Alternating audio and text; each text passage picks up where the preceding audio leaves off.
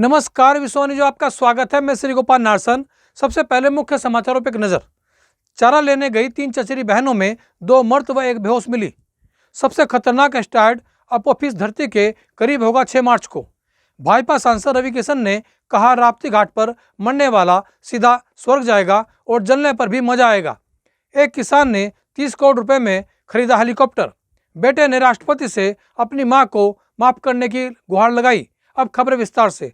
उन्नाव जिले में 3 नाबालिग लड़कियां जंगल में जानवर का चारा लेने गई थी, लेकिन वहां 2 मर्द हालत में मिली तो 1 बेहोश मिली। तीनों लड़कियां आपस में बंधी हुई थी। यह घटना उन्नाव के बबू रोहा गांव की है। तीनों लड़कियां गांव के जंगल की तरफ जानवर का चारा लेने के लिए निकली थी, लेकिन देर शाम तक वापस नहीं लौटी। तीनों लड़कियां आपस में चचेरी बहनें हैं।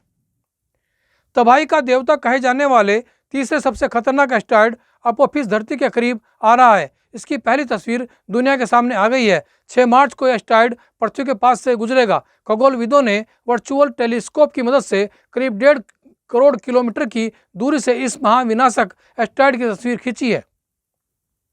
अभिनेता व भाजपा सांसद रवि किशन ने गोरखपुर में कहा कि राप्ती घाट पर मरने वाला सीधे स्वर्ग जाएगा, अंतिम संस्कार के समय जलने पर भी आनंद आएगा। उनके इस वक्तव्य पर कार्यक्रम में मौजूद सीएम योगी आदित्यनाथ समेत सभी लोग हंसने लगे। मुख्यमंत्री ने तो सिर पर हाथ रखकर ही बैठ गए। भाजपा सांसद के इस दिमागी दिवालियेपन बयान से लोग हैरत में हैं। जनार्दन नाम के किसान ने अपने डेयरी कारोबार को आगे बढ़ाने के लिए हेलीकॉप्टर खरीद लिया है। इसके लिए किसान को 30 करोड़ रुपए खर्च करने पड़े। भिवंडी के दूध व्यापारी जनार्दन को अपने बिजनेस के सिलसिले में देश के अलग अलग हिस्सों में जाना पड़ता है, जिसके लिए उसे हेलीकॉप्टर की जरूरत थी। अमरोहा की शबनम को मथुरा जेल में फांसी की सजा दी जाएगी, जिसे रोकने के लिए शबनम के बेटे ने राष्ट्रपति से अपनी मां को माफ करने की गुहार लगाई है। उसने कहा कि राष्ट्रपति अंकल, मेरी मां को माफ कर दो। ताज का जन्म 13 दिसंबर 2008 को हुआ था। वह बुलंदशहर के सुशील विहार कॉलोनी में उस्मान सैफी के पास रहता है। चुनावी साल में उत्तराखंड राज्य सरकार ने लोगों को बड़ी राहत दी है। जिन आवासीय और गैर आवासीय भवनों के नक्शे नहीं हैं, उन्हें राज्य सरकार की एक मुफ्त समाधान योजना के तहत वैध कराया जा सकेगा। मुख्यमंत्री त्रिवेंद्र सिंह रावत की अध्यक्षता में हुई मंत्रिमंडल की बैठक में आवास विभाग के इस प्रस्ताव को मंजूरी दी गई है। विधानसभा चुनाव से पहले सीएम का चेहरा घोषित करने के पूर्व सीएम हरीश रावत के सुझाव को नेता प्रतिपक्ष इंदिरा हृदयेश और प्रदेश अध्यक्ष प्रीतम सिंह ने फिर से खारिज कर दिया है।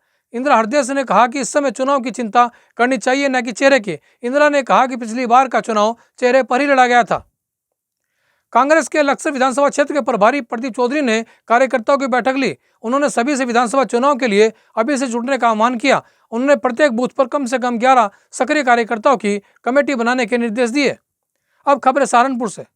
किसानों द्वारा कृषि विधेयक वापस लिए जाने की मांग को लेकर भारतीय किसान यूनियन ने टपरी जंक्शन पर रेल रोकने के लिए डेरा डाल दिया। सुबह 11 बजे से किसान रेलवे स्टेशन पहुंच गए थे। सुरक्षा व्यवस्था को लेकर कड़े इंतजाम किए गए हैं। स्वास्थ्य विभाग ने 4270 फ्रंटलाइन वॉरियर्स को वैक्सीन के टीके लगाए हैं, जिसके लिए 20 अस्पतालों को केंद्र बनाया गया था। इन केंद्रों में 10 शहरी और 10 देहात क्षेत्र में है। वहीं 19 फरवरी को टीका लगने से वंचित स्वास्थ्य कर्मियों को वैक्सीन लगेगी। जिले में दूसरे चरण का टीकाकरण 6 फरवरी से शुरू हुआ था, जिसमें डीएम समेत अन्य अधिकारियों ने कोरोना का टीका लगवाया था। उत्तर प्रदेश उत्तराखंड खबरों के लिए बने रहिए हमारे साथ। नमस्कार।